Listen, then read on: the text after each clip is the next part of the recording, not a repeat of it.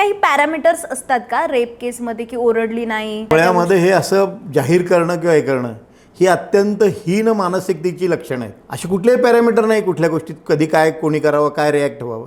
आता मला सांगा, ती मुलगी जर पीडिता तिचा गळा जर दाबत असेल तो आरोपी, ती ट्रॉमात जाणार नाही का?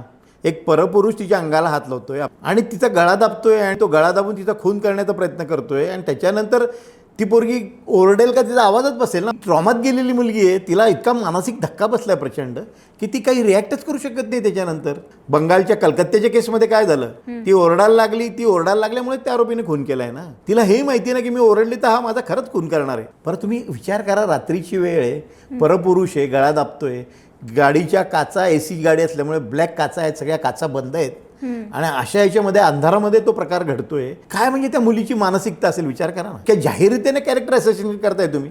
मुळात एखादी स्त्री भारतामध्ये किंवा आपल्या संस्कृतीत बलात्काराची फिर्याद द्यायला जाताना तिच्या मनावर एवढा ताणतणाव असतोय, समाजाचा असतोय, घरच्यांचा असतोय, लग्न होईल की नाही असते, समाज आपल्याला स्वीकृत करेल की नाही, तिची काहीच चुकी नसते बिचारीची.